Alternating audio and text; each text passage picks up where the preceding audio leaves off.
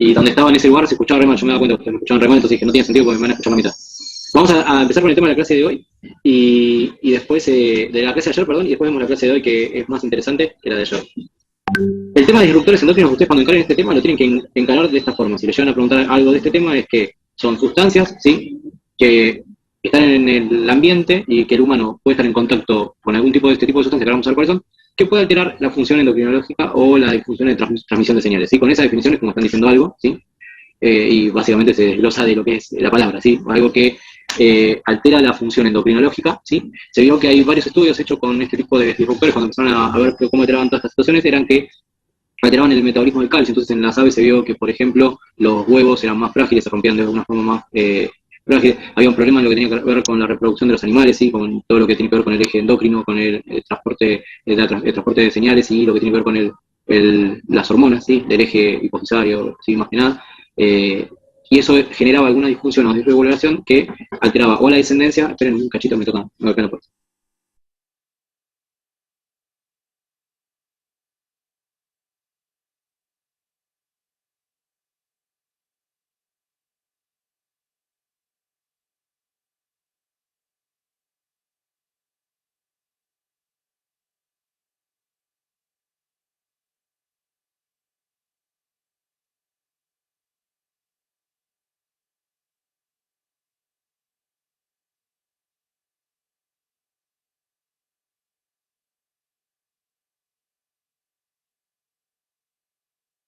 Bueno, les decía, entonces, lo que van a ver es más que nada la alteración de la transmisión de señales, ¿sí? Es decir, en el metabolismo del calcio y la inducción más que nada, digamos, del transporte hormonal. Entonces van a tener problemas a nivel tipo tiroides, ¿sí?, hiper o hipo, alteraciones en la reproducción, alteraciones en lo que tiene que ver con el desarrollo, ¿sí? Eso es como para definirlo. El disruptor endocrino está como muy asociado con los compuestos orgánicos persistentes, ¿sí? Cuando ustedes se les llegan a preguntar este tema, se lo van a orientar a hablar de compuestos orgánicos persistentes, ¿sí? Es todo una cantidad de compuestos que tienen características de bioacumulación y biomagnificación.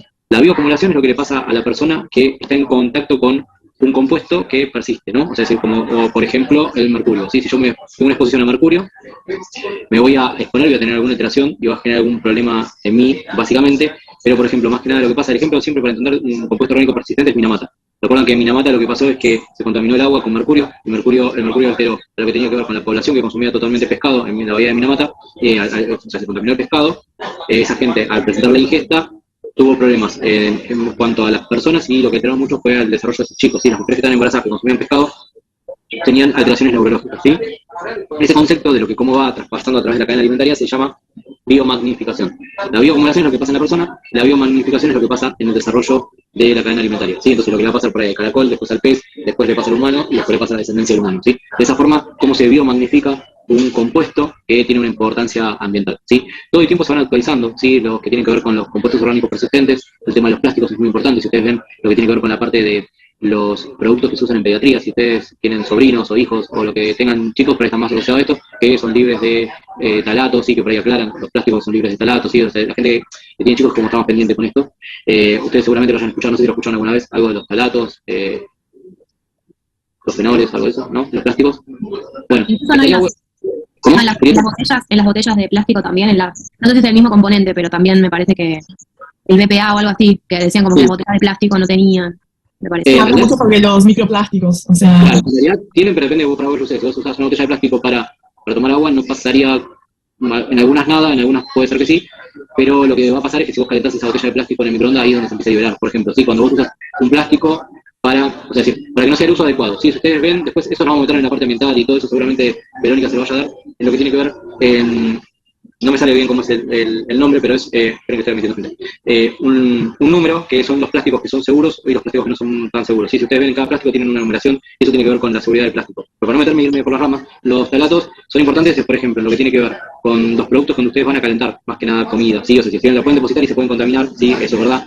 Pero si ustedes usan algún producto plástico, por ejemplo, ustedes, como estudiantes, es re frecuente que usen, por eso te comento esto, un tupper, que se lleven un tupper de algo y lo calienten en el microondas. Bueno, eso tiene que ver que sea libre de talatos o de los plásticos que generan algún tipo de toxicidad. Sí, más que nada para ustedes, ¿no? Para no se estén intoxicando a largo plazo, ¿sí? Porque esta contaminación, ustedes no van a ver un efecto ahora. Ese es el problema que tienen con estas sustancias, que la gente en realidad no ve un efecto ahora, y sí, por eso les digo en pediatría que están más pendientes, porque con el tema de los chicos, a veces están más pendientes de los padres a ver qué productos utilizan para sus hijos para no que tengan un problema más adelante, ¿sí? Es decir, entonces como que eso es como frecuente a la hora de consulta pediátrica, a la hora de lo que tiene que ver con toxicología, cuáles tienen que utilizar y cuáles no. Esto de cultura general, nadie le va a preguntar nada en el examen, ¿sí? De todo esto, ¿sí? O sea, de lo que acabé de decir recién con las plásticas. Ustedes tienen que saber, si le preguntas de disruptores endocrinos, encararlos como les expliqué, si no volverse locos con todo eso, con todas las cadenas, con todos los iniciación, la promoción, o sea, todo eso es re bioquímica y no nos interesa que ustedes tengan la idea, pero que no se estudien de memoria todo eso, ¿sí?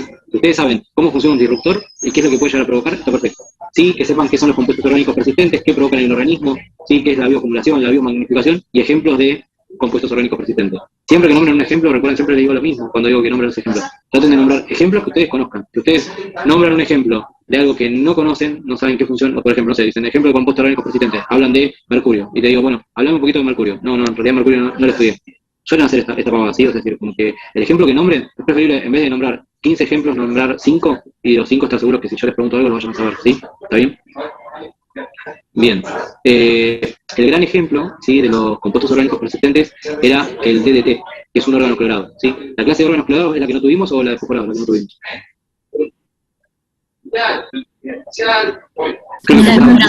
Fosforados, sí. La de fosforados, bueno, fosforados no son compuestos orgánicos persistentes, por eso como que dije, bueno, si les quedaba esto, todo lo otro se puede entender. Los órganos clorados, sí, justamente se retiran del mercado por esta razón, ¿sí? Porque persistían en el ambiente, generaban una toxicidad importante en el organismo y alteraron lo que tenía que ver la descendencia, ya sea desde los animales hasta el humano, ¿sí? Básicamente en el humano fue el uso donde estuvo prohibido. Entonces ustedes tienen que nombrar ejemplos de compuestos orgánicos persistentes, ya lo que vieron hasta ahora ya tienen 2, que sí o sí tienen que saber, mercurio y órganos clorados, ¿sí? Entonces, después van a tener otros que por ahí puedan agregar y puedan aportar, pero sepan que traten de saber algo de lo que están diciendo como ejemplo, ¿sí? Entonces, por ahí, si les preguntan los compuestos orgánicos persistentes, hablan de bioacumulación, biomagnificación, que es un compuesto orgánico persistente. Piensen que esto, con respecto a la parte ambiental, siempre existe, cada año hay un congreso donde se actualizan lo que tiene que ver con los tóxicos, que generan un impacto en el medio ambiente o que son compuestos orgánicos persistentes, y entonces todo el tiempo se está como actualizando esta lista. Esta lista es como muy dinámica, no es una lista estática. Entonces, está bueno de lo que digan, sepan de lo que estén hablando, ¿sí? Eso era la clase de ayer, por eso es como que no me preocupé demasiado a la hora de pasársela para hoy. ¿Tienen alguna duda de lo que les di? ¿O algo que quieran preguntar o algo que hayan leído? Claro, o sea, yo, tipo, lo que leí de disruptores endócrinos, o sea, el capítulo habla un montonazo de cosas, tipo, no sé, de translocaciones, tipo, la parte genética de eso, Sí. tipo, nada que saber. O... No lo sepas. Por eso te Regina, lo aclaré, para que todo eso no es necesario que lo sepas. Lo querés saber para vos, porque vos quieras saberlo, está perfecto como soporte. Pero en realidad toda la parte bioquímica, toda la parte que en realidad la práctica asistencial, no va a haber mucho que me pueda soportar, ¿entendés? Es decir, como me pongas a hablar de eso, en lo que es la asistencial de toxicología, no me vas a cambiar demasiado. Para mí, como toxicólogo, que yo lo sepa y que lo lea y qué sé yo, sí, está bueno, obvio, pero por una cursada de grado, de pregrado, perdón, no es necesario saber tantas cosas sobre este tema. No hay nadie, hasta hace poquito, descubrí hace poco, había una autora que decía, antes yo por ahí en la facultad siempre decía que lo traten de leer, porque había una autora que era bioquímica, una persona que estaba en la cátedra que era bioquímica y que todo eso lo escribió ella y obviamente lo retomaba, la retomaba, iniciación, promoción, todas esas cosas, que son el pedo de la vida total, si no tiene ningún sentido que ustedes sepan eso y se olviden por ahí, no sé, como grosero no sepan un serotoninérgico, un síndrome serotoninérgico y sepan esas cosas, ¿sí? O prioricen cosas, ¿sí? Si ustedes ven que llegan y les da tiempo para leerlo y lo quieren leer, genial, pero les estoy diciendo que eso si lo quieren saltear está perfecto, no pasa nada, ¿sí? Por eso era más ordenarle el estudio de lo de ayer que cosas que tenían que estudiar. Después tienen ejemplos, sí, hay distintos ejemplos de las águilas hay un montón de trabajos, de los lagartos hay un montón de trabajos, de problemas en la reproducción. Si buscan artículos hay un montón de esto. No es la idea que tampoco ustedes sepan eso, porque eso es dinámico, ¿sí? Que sepan el concepto de qué es un disruptor, qué es lo que va a hacer un disruptor endógeno, ¿sí? Bien. ¿Algo más de eso que quieran preguntar? Viste que la parte de teratógenos está en el mismo capítulo. Entonces, sí, lo que es alcohol y las demás. Perdona, tenés razón, Franco. Lo que sí me olvidé de teratógenos es el trastorno del espectro alcohólico fetal. Sí, eso no hablamos nada, ¿no? En ningún momento. No. Bien. El trastorno del espectro alcohólico fetal hay distintos fármacos que son teratógenos, ¿sí? Ustedes ya saben, por ejemplo, el litio, el valproico, generan algún tipo de alteración, ¿sí? Y ustedes van a tener también en el alcohol, en la mujer embarazada, que genera lo que se llama trastorno del espectro alcohólico fetal. El alcohol durante el embarazo puede generar en cualquier momento del embarazo alguna malformación, alguna alteración que se va a traducir fenotípicamente, o sea, tiene la alteración estructural más que nada, o órgano blanco. El alcohol como órgano blanco va a tener el sistema nervioso central, el cardiovascular y a nivel renal, ¿sí? O sea, es decir, esos son los órganos blancos que van a tener como efecto el alcohol durante el embarazo. En el alcohol durante el embarazo, la mujer cuando está embarazada, realmente a veces puede pasar que sepa que está embarazada o no. Entonces, una de las preguntas que hacemos mucho en toxicología, ¿en qué momento del embarazo se enteró que estaba embarazada? No va a ganar un ¿Por qué esto? Porque suelen enterarse al segundo mes por lo menos, lógicamente, porque entre el primer mes y medio, ahí es donde se entera que está embarazada, sí, salvo que sea un embarazo buscado, pero igual también se enteran ahí, porque por igual si es un embarazo buscado se puede ver un poco más.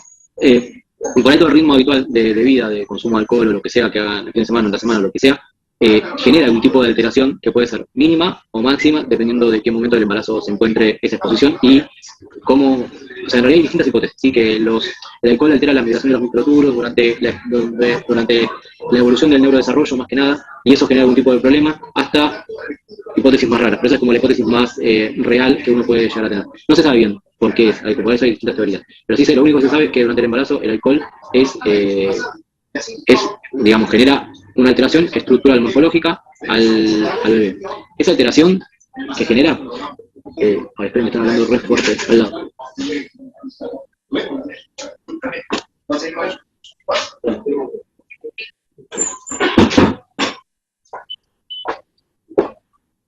Perdón, me están hablando re fuerte y me desconcentro. Entonces, antes, en el trastorno del espectro alcohólico fetal, ¿por qué les quise como aclarar eso? Se hablaba del síndrome alcohólico fetal, por eso a veces lo encuentren como SAF, síndrome alcohólico fetal. Hoy por hoy se habla de trastorno del espectro alcohólico fetal porque se vio que es un abanico de cosas, no es solamente algo tan el síndrome alcohólico fetal. Entonces, ustedes pueden ver alteraciones en las fases en los chicos. Los chicos que tienen trastorno del espectro alcohólico fetal tienen el labio superior adelgazado, el filtrum, ausencia de filtrum, que es este pie que tenemos acá, los ojos como más horizontalizados. Vamos a hacer así, vamos a hacer este ejercicio como ahora. Pongan síndrome alcohólico fetal y así ven las fotos, ¿sí? Porque así me parece más dinámico para ustedes, así se van armando. Pongan síndrome alcohólico fetal porque el trastorno del espectro alcohólico fetal a veces puede aparecer o no. Bueno, yo puse síndrome alcohólico fetal y hay una fotito que me aparece de entrada, ¿sí? Esperen que está re lento acá. Súper lento, pero te aparece una foto de una nena donde marca las partes de la cara, ¿sí? ¿Sí? Nariz corta, aberturas oculares pequeñas, puente nasal bajo, ¿sí? El labio superior delgado, lo que estaba diciendo, el surco nasogeniano. ¿Sí? Eso, traten de alguna manera, acá aparece un chiquito el primero que aparece, a mí me parece así, eso depende de cada uno, vieron que a veces tiene que ver con cómo se programa eso. Esa cara, traten de fijarla a la hora de tener que describir el trastorno del espectro alcohólico fetal. Entonces, háganse, yo lo que haría, si ustedes están en una compu, o sea, decir, total es agarrar otro cosito, si tienen el teléfono, como yo, si tengo el teléfono acá, la compu al lado. Guarden esa foto o dejen esa pestaña abierta y esa foto guarden en alguna carpeta a la hora de tener que escribir para que sea más cómodo cómo escribir la fase. Y hay otra foto que aparece acá, que también es interesante, ¿sí? Que tienen lo que tiene que ver con la implantación de las orejas, ¿sí? Suelen tener implantación baja de las orejas, ¿sí? Eso es bien característico, ¿sí? Les muestro cuál me parece a mí, que busqué, que me parece la más fácil a la hora de... Esperen que si doy vuelta a la cámara va a ser fácil. Ahí está. ¿Ven esa foto? Esa es la foto por ahí que yo me guardaría a la hora de estudiar este tema, ¿sí? Si no me guardaría esta foto, y por ahí la foto de esta chiquita que estaba acá, ¿sí? Esta foto que también está acá, que también es como muy característico. Pero ustedes lo que tienen que tener presente cuando piensan en estas cosas, que doy vuelta a la cámara, que lo que hay, como hay un espectro del alcohólico fetal, no es que es tan rígido que sí o sí van a ser esas fases y nada más. Ustedes pueden tener algunas cosas, ¿sí? Por ahí tienen el labio adelgazado y la implantación baja de las orejas, ¿sí? Eso es como fino, ¿sí? ¿Está bien? Ustedes tratan de acordarse todo y escribir todos. Otra cosa que tienen en el pabellón auricular es el pabellón auricular en rieles de ferrocarril se llama. Si quieren lo ponemos.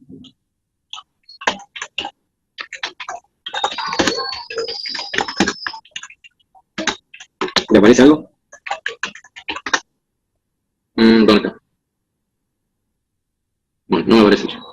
O en vías de tren o rieles.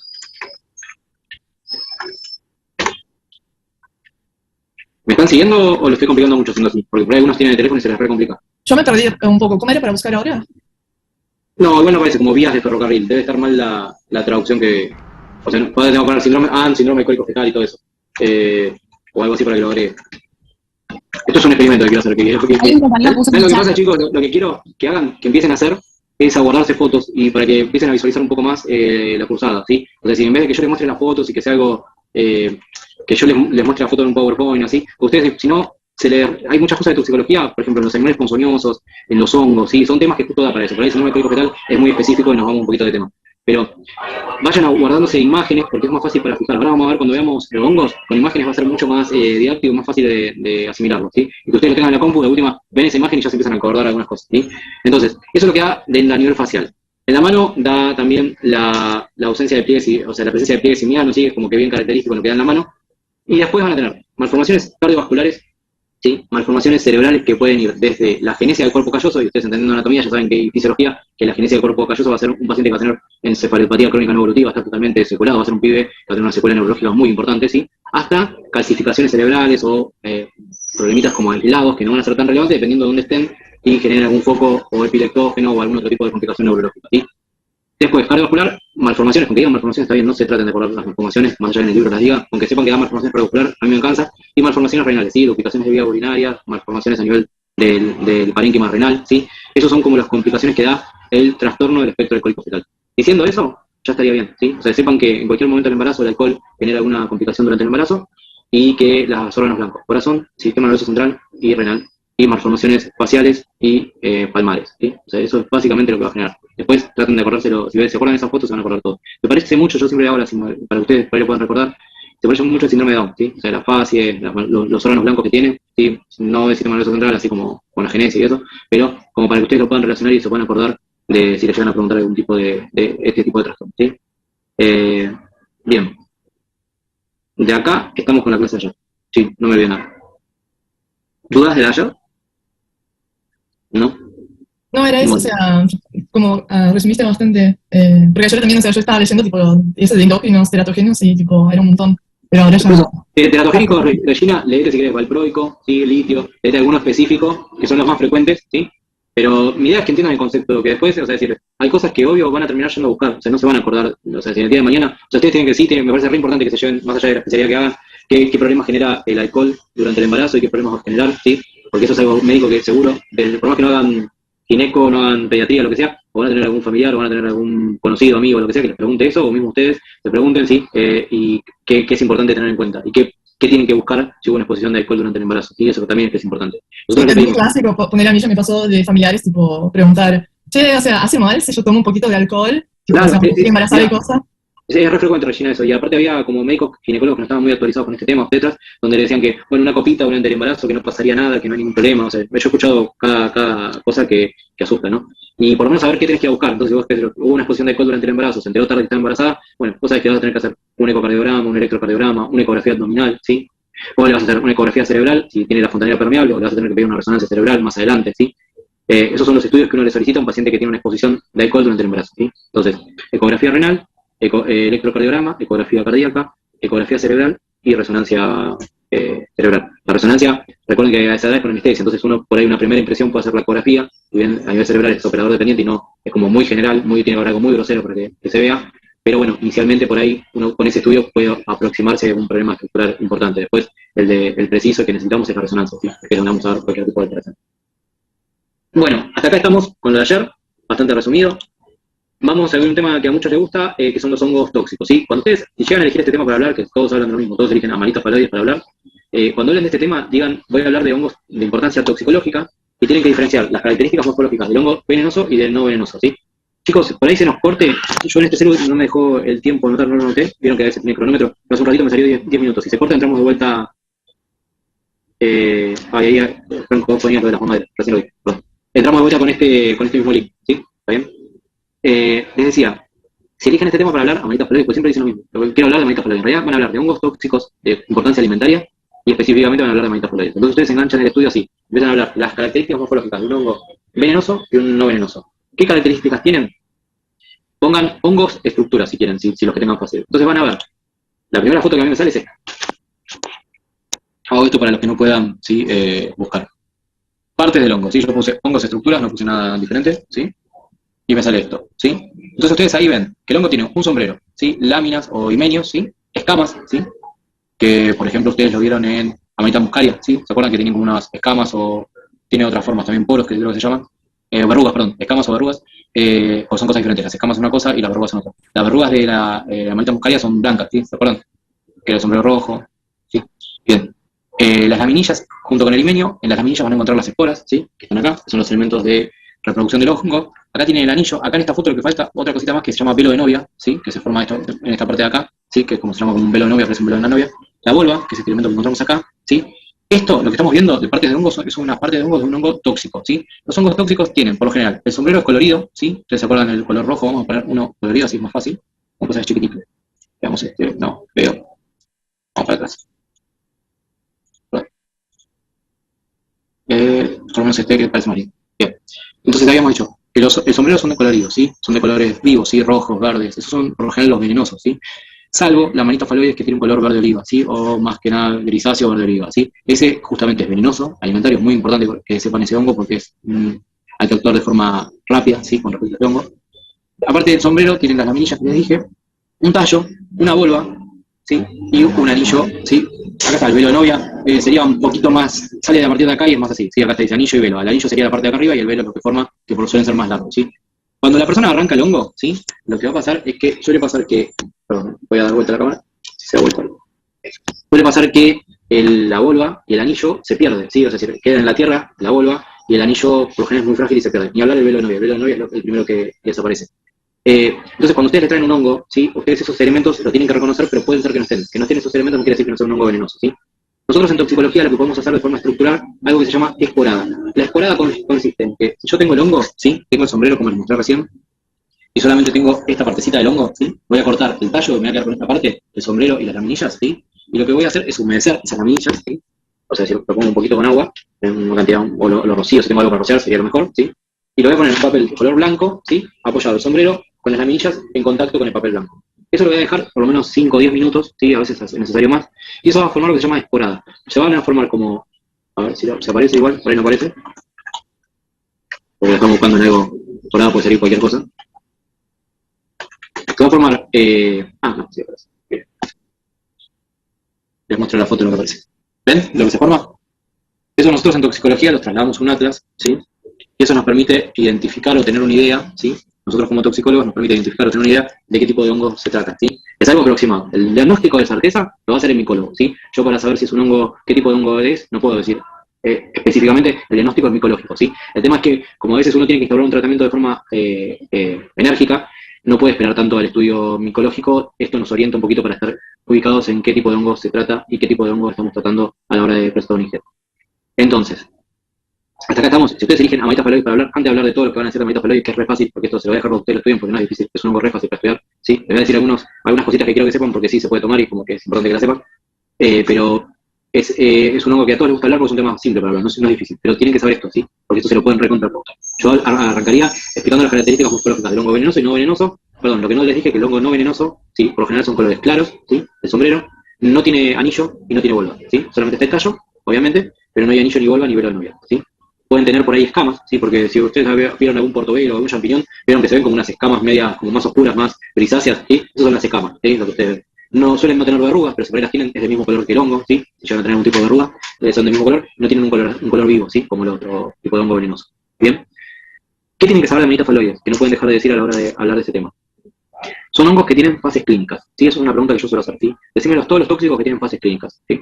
Las fases clínicas, ¿qué serían? Que, por ejemplo, ¿vieron paracetamol? Cuando vieron paracetamol, que uno tiene una ingesta de paracetamol y tiene una intoxicación, y inicialmente, si vos no lo preguntás, no te vas a dar cuenta nunca de nada, ¿sí? Porque justamente es eso lo que la gente lo busca para asociarse, porque inicialmente no te va a generar ninguna sintomatología.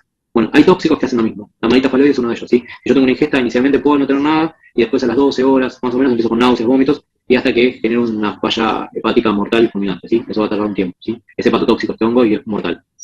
Entonces tenemos, con fases clínicas, paracetamol, amanitas faloides, sales de hierro, el hierro sí tiene fases clínicas, ¿sí? Después repasen, ¿sí? Y otro que tiene fases clínicas es el alcohol metílico, ¿sí? Lo tienen como fases clínicas. Inicialmente uno no tiene nada, después empieza con la visión borrosa, el dolor abdominal, ¿sí? Como es de los...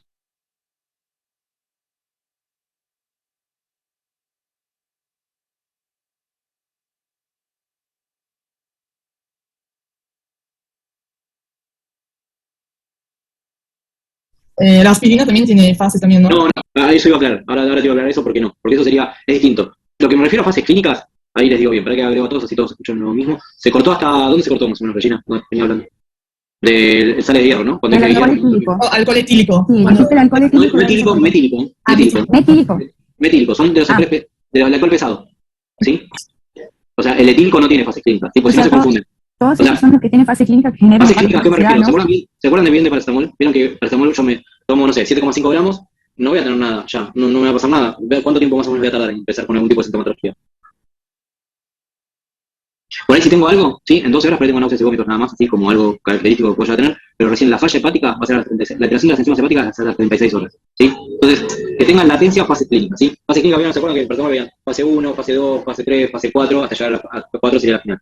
¿sí? La amanita faloides tiene lo mismo, tienen como fases así como marcadas, ¿sí? Que marcadas porque la clínica está marcada así. En el alcohol etílico, por eso lo asociamos más con eso, uno cuando toma alcohol, sí, claro, a medida que va aumentando la dosis va a generar mayor intoxicación, o a medida que va avanzando el tiempo va a pasar mayor intoxicación, pero es la misma intoxicación, ¿entiendes? Es el momento agudo que yo estoy tomando la dosis y me termino intoxicando. Lo mismo pasa con la aspirina. Si yo tomo aspirina, voy a tener una evolución de la intoxicación aguda que va a generar el desarrollo de mi clínica, ¿sí? Yo lo que les digo es que, vieron como que se cortan, o sea, según en qué momento de la intoxicación el paciente consulte, va a tener distinta evolución clínica, ¿sí? Entonces, dentro de ellos, lo que ustedes tienen es, con fase clínica, después repásenlo, lo que les digo es paracetamol, amanitas faloides, hierro, y el alcohol metílico, ¿sí? El alcohol metílico, el alcohol pesado, puede tener como una fase clínica, ¿sí? Sería de los, o sea, yo lo nombraría así, el otro lo nombraría al final de todo, ¿sí? Y dentro de todo eso, yo le suelo preguntar es, bueno, no sé, háblame de hierro, ¿sí? Por ejemplo, ¿sí? Te pregunto, ¿cuáles son los tóxicos que tienen fases clínicas? Y bueno, vas a nombrar los 4, y yo te digo, bueno, háblame, no sé, de amanitas faloides, ¿sí? Entonces traten de saber los 4 de esos, ¿sí? Porque eso, a mí es una pregunta que me gusta mucho hacer porque englobo todo, integro todo, ¿sí? Porque me parece importante que ustedes sepan que dependiendo de qué momento consulte al paciente van a tener distinta evolución y si no lo preguntan no lo van a poder sospechar nunca, ¿sí? Porque depende en qué momento veas al paciente y si el paciente no te lo quiere decir o no lo preguntas, por ejemplo, por ahí se hizo unos videos con amanitas faloides pensando que era un hongo comestible y según cuando vos le preguntes si comió hongo no vas a hallar nunca el diagnóstico, ¿sí? Lo que es frecuente este tipo de intoxicación con los hongos es de forma accidental. En pediatría, sí, es recontra frecuente que los chicos estén jugando en algún parque o en algún lado donde haya cerca de algún árbol y la mamá lo traiga corriendo porque el chico le encontró con un hongo en la boca y bueno, ahí es la importancia de la medida de rescate inicial, ¿sí? Darle carbón activado, ¿sí? Y después veremos o no qué tipo de hongo es, ¿sí? Nosotros tenemos 4 horas para darle carbón de forma seriada, ¿sí? Por ejemplo, amanita faloides tiene circulación enteropática, ¿sí? La amanita faloides, con respecto a la indicación de carbón activado, tiene unas características especiales que justo uno usa una sonda orogástrica que trate de llegar al duodeno, ¿sí? Si uno está totalmente convencido de certeza que se trata de amanitas faloides, va a haber que guiarlo con una cámara, la sonda, y colocarla ahí, ¿sí?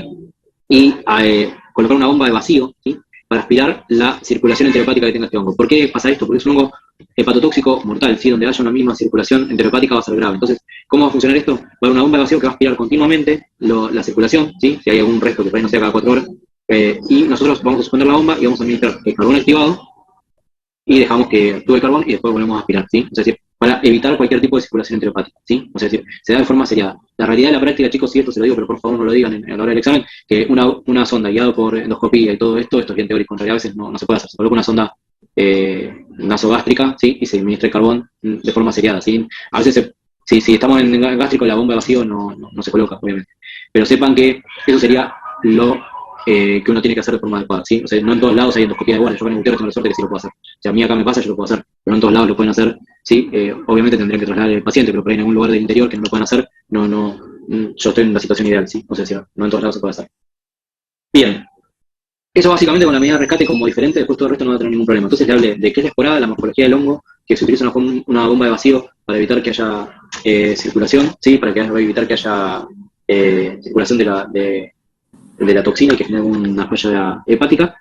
Y básicamente que es un hongo mortal, ¿sí? O sea, es como que este sí son una de las cosas que sí tienen que saber. ¿Estamos? ¿Ah? Los veo como recansados todos, ¿no? Están cansados, ¿no? Bueno. ¿Les sirvió así lo de las fotos y eso? Miren, acá les vamos a mostrar algunas fotos de amanitas faloides, para los que no puedan. Si quieren buscar amanitas faloides algunos, busquen. ¿Puedo hacer una consulta? Sí, yo mientras juego con la camarita mientras vos hablabas. Dale. No, yo solo quería preguntar, o sea, si, pues, yo tengo como sonda gastro, sonda nasoduodenal, es lo mismo, ¿no? Sí, es eso. Yo dije, ¿qué dije? Sí, esa es la sonda que te dije que se coloca, la nasoduodenal, sí, con la bomba de vacío. Eso sería lo que vos tenés que decir. Lo que yo te dije que no tenés que decir es nasogástrica, no. Pero a veces en algunos lados hacen nasogástrica, era lo que te comentaba. Por ejemplo, esta foto está ahí, ¿sí? Esta foto es como interesante. Ven que se ve la volva, el anillo y el velo de novia, ¿sí? Se ve bien, ¿sí? Pero fíjense en el color del sombrero, ¿sí? Es fácil de confundirse, ¿sí? Es color verde oliva, ¿sí? Pero algo que tienen que ver, esto que está acá, ¿sí? Que es muy importante. En el crecimiento morfológico de un hongo es muy difícil de diferenciar, ¿sí? Por ejemplo, este es un hongo amanita faloides, ¿sí? Que puede llegar a ser, miren este que está acá, chiquitito. A medida que se va desarrollando el hongo, tiene muchas estructuras similares a cualquier tipo de hongo. Es muy difícil de reconocer. Miren este que está acá. Está bien, es un poquito más verdoso, pero... A ver dónde está acá mi video. Es un poquito más verdoso, pero si yo no tengo esto para comparar, la verdad que es muy difícil de darse cuenta, ¿sí? Eso es lo que pasa a la gente a veces cuando trata de consumir este hongo y no lo tiene en cuenta. En el desarrollo del hongo puede cambiar, ahí le digo a Noelia lo del antídoto para mí. Puede cambiar lo de que estoy mirando, ¿sí? Entonces, por lo general, yo les digo, en la Argentina no hay mucha cultura de este tipo de ingesta de hongos comestibles, de tratar de comer hongos, no hay tanta. Sí, es más de la cultura italiana, sí, o algún familiar que tengan italiano que lo recoja, sí, no hay tantas tipo de intoxicaciones, más accidental. Pero, siempre están los peros, con el tema de lo que tiene que ver con los hongos alucinógenos, con lo que tiene que ver con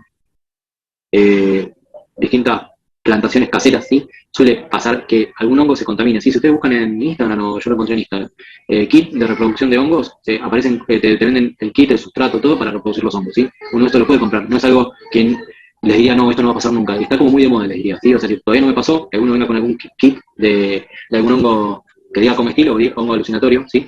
Que sí, se compra. Ahora iba a hablar de eso. Si lo sigue Cubensi, es un compañero que se compra. Si se compra el kit y uno lo cultiva, y en realidad cultivar un hongo es bastante simple, ¿no? Hay que tener las características de humedad, el sustrato adecuado, y no es algo complejo. El tema es que entre todo ese sustrato o el kit que yo estoy usando se contamina con otro hongo que, por ejemplo, sea este tipo de hongo. A veces pasa, nos pasó con varios pacientes, que suelen a veces esnifar el hongo triturado, ¿sí? O sea, es decir, usándolo como alucinógeno, y a veces lo esnifan, ¿sí? A veces tienen ingesta, ¿no? La ingesta por ahí es también difícil, pero lo tienen totalmente triturado y se lo mezclan en una bebida o esnifado. Y ahí es un problema, porque ahí empieza por ahí a alterar las enzimas hepáticas, y ahí la duda siempre de nosotros es si esa manita faloides, qué es lo que consumió el paciente, ¿sí? Porque en esa mezcla de por ahí, de efecto alucinatorio, si encima tiene alteración de las enzimas hepáticas, se puede tratar que esté contaminado ese hongo con algún otro tipo de hongo tóxico, que sea hepatotóxico y que tengamos que dar, como bien acetilcisteína o la penicilina. El antídoto específico es la penicilina G, ¿sí? Existen otros antídotos, ¿sí? Que acá en Argentina no están, ¿sí? O sea, no es necesario que lo sepan, si quieren nombrarlos, los nombres, lo tienen en el libro, pero sepan que la penicilina G es el antídoto que nosotros podemos usar, ¿sí? Eso lo tenemos en todos lados, ¿sí? Lo tenemos en toda guardia, no es necesario algún antídoto que nos vaya a faltar, ¿sí? Ese es el antídoto específico. Si ustedes ya tienen una falla hepática también, a veces como de buena práctica le agregamos la N-acetilcisteína como el regenerador de lo que tiene que ver el glutatión y con todo la misma fisiopatología que vieron para paracetamol, ¿sí? O sea, a veces lo solemos agregar. Y ahí pasa mucho en los pacientes que consumen, que por ella consumió y alteró, no sé, esnifó hongos y las enzimas hepáticas se elevan, no sé, a 100, por ejemplo, por decir un número, y uno arranca con la N-acetilcisteína y va evaluando o no, y ya es resorte nuestro si darle la penicilina o no, pensando en la manita faloide, ¿sí? Pero eso es el tratamiento específico. Julieta, la tenemos que estar palmada, no puede más. Estás quemada, Julieta. No está llegando al último, no, por favor, está llegando con las últimas fichas a fin de año. No, está bien. Pero bueno, yo para darle un poquito de práctica y que ustedes lo puedan relacionar. Porque de verdad la lectura de hongos le va a ser fácil. A veces con animales, la clase de animales seguro que Julián se la dio a full porque le re gusta animales, así que se habrá enganchado y le habrá dado un montón de cosas. Pero a la gente que por ahí no le gusta animales, a veces sí está bueno dar una clase así potente, porque hay gente que no le gusta y como más difícil. Pero por ejemplo con los hongos, en la mayoría no tienen dificultad a la hora de estudiarlo, leerlo, por eso no me quiero colgar mucho, ¿sí? Bien, les voy a decir algunas cositas de folclórica, ¿sí? Porque esto también era alimentarias y también era un poquito de lo que tenía que ver. Bueno, después tienen otro hongo alimentario que es una cosa que no les dije a Manita Faloides, perdón, y así ya lo cierro, que es termoestable, las toxinas, ¿sí? Si ustedes calientan el hongo, la toxina va a seguir permaneciendo, ¿sí? Eso es muy importante también como datos, ¿sí? Como tips para que sepan. Ya los voy a liberar, ¿sí? Yo ya sé que están como quemados, si quieren sigo, pero les voy a decir algunas cositas de algo más que nada. Ay, acá qué pasa. Bien. Espérenme un cachito. Bueno, les quería decir, de diferencias folclóricas entre infusión y cocimiento. Vamos a plantas perdón, vamos a plantas. La diferencia entre infusión y cocimiento es como importante que la sepan, ¿sí? O sea, de hecho lo pregunté ayer en el personal y no me lo supieron decir, se me pareció terrible, no me lo sepan. Una infusión es, el ejemplo va a ser un saquito de té. Si ustedes una infusión, tienen el saquito, se pone perdón chicos, insoportable. Yo lo escuchaba acá, por eso mi cara me dice, no, yo estaba, macho. No, nos viene a colocar una reja en el Gutiérrez y el ingeniero estaba dando cátedra de... Sí, me parece. Perdón, dale. Les decía, la diferencia entre infusión y cocimiento es importante porque hay, digamos, plantas que con respecto a lo que tiene que ver con el cocimiento liberan distintos principios activos que son más tóxicos que otros, ¿sí? La infusión, el ejemplo que ustedes tienen es el saquito de té, ¿sí? El té de mate cocido, calientan el agua y colocan el saquito y preparan el té. Eso es la infusión. El cocimiento sería lo que por ahí ustedes hacen cuando por ahí se van de campamento o algo, que agarran la yerba, la colocan en una cacerola, le ponen agua, y empieza a hervir esa yerba y ese mate cocido. Te digo ese ejemplo porque es más fácil para después que lo entiendan. Queda más concentrado. Si ustedes toman un mate cocido así, queda totalmente intenso, la coloración es diferente. Bueno, porque va a liberar mayor cantidad de principios activos, ¿sí? Entonces, hay sustancias, por ejemplo, el floripondio, busquen floripondio por acá, no sé qué le pasa, acá aparece. Vale. Por ejemplo, el floripondio, que es una planta, que es una flor, que es muy bonita, la habrán visto por distintos lados, ¿sí? Les paso fotos, ¿sí? Esta es la flor de floripondio, seguro la vieron, ¿sí? Tiene forma de trompeta, ¿sí? Esta flor, ¿sí? Con lo que tiene que ver con el cocimiento, lo que hace es que libera principios activos que es la nicotina, ¿sí? La nicotina es arritmogénica, entonces va a generar arritmias, el paciente va aparte lo usan como alucinatorio, ¿sí? O sea, esto es una flor que se usa para algún efecto alucinatorio, ¿sí? Aparte de tener un síndrome alucinatorio, va a tener arritmias, ¿sí? El paciente va a estar con alteraciones cardiovasculares, ¿sí? El órgano blanco va a ser a nivel cardiovascular. Entonces, ¿por qué les digo esta diferencia? Porque por ahí si la persona se hizo un té de floripondio, posiblemente no pase nada de todo esto. Si se agarró la flor y la sumerge en el agua y la saca y se toma ese líquido, posiblemente no le pase nada. Está bien, ustedes contrarían la frecuencia cardíaca, pero se quedarían tranquilos que no va a pasar nada a nivel cardiovascular, ¿sí? Si te dice, bueno, agarré, puse 3 flores, las puse a hervir el agua, saqué las flores, las dejé reposar y me tomé ese té, bueno, claramente va a haber nicotina como principio activo, ¿sí? Entonces, esa definición es importante porque también pasa con distintas sustancias. Otra sustancia tóxica que es muy usada, sí, que a nivel folclórica es el alcanfor. El alcanfor está en distintos productos, digamos, de tipo crema, sí puede llegar a estar. Está regulado para que no sea una cantidad importante, sí, el Vivaporub, si ustedes conocen, es una crema que tiene alcanfor, sí, la marca comercial Vivaporub, tiene una concentración de alcanfor del 6%, sí, ese es el máximo permitido para que no genere una toxicidad. Pero si ustedes leen el prospecto de Vivaporub, si llegan a tener en casa, van a ver que está recomendado en mayores de 6 años, porque en menores de 6 años lo pueden intoxicar colocándole Vivaporub. Ya acá me van a decir, a mí me colocaban de chiquito y nunca me pasó nada, pero bueno, puede llegar a pasar, sí, es fácil intoxicarse, sí. El alcanfor tiene digamos, como una sustancia tóxica que lo que va a hacer es hepatotóxico, que va a generar una falla hepática, y es proconvulsión, que va a generar episodios convulsivos, ¿sí? Va a generar episodios convulsivos que hasta que no se metaboliza y no cede, no va a pasar esa convulsión, ¿sí? Ese estatus no va a ceder, o se lo van a manejar con benzodiazepinas, con lo que necesiten manejarlo, pero suelen volver a repetir este tipo de intoxicación. Yo una vuelta en el hospital vi un paciente que la cuidadora le colocó aceite con alcanfor, ¿sí? Diluido, ¿sí? Estos alcanfor que se usan los hornitos que tienen aromatizantes, que generan olor. Bueno, se lo disolvió, se lo colocó en aceite, que justamente el alcanfor es muy liposoluble, aunque concentra mucho más con el aceite, por eso por lo general los usan con productos aceitosos. Y se lo dio al chico que tenía una bronquitis, se lo colocó en el pecho, tenía 6 meses, en el pecho, se lo dio de tomar. El nene no paró de tener convulsiones, o sea, el nene hizo un paro cardiorrespiratorio y hacía, yo estaba de guardia en el reciente número, y hacía episodios convulsivos que vos ibas para darle la medicación y seguía la convulsión, hasta que no lo metabolizó. Es totalmente mortal, sí, puede llegar a ser mortal, hay casos descritos de hepatotóxicos graves, fulminantes, que generan falla hepática. Y el problema que tiene el alcanfor es que no tiene ningún antídoto, ¿sí? Hasta que no se metaboliza, no va a hacer la convulsión.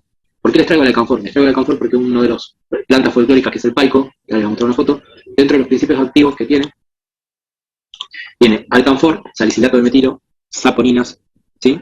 Esos son los 4 principios activos que tienen. Uy, está re lento, ¿no? Bueno, acá hay un par de cosas. Este es el paico, ¿sí? Una planta que se usa por lo general de forma folclórica para nivel gastrointestinal, para los cólicos, ¿sí? Eso lo caracteriza, un cachín.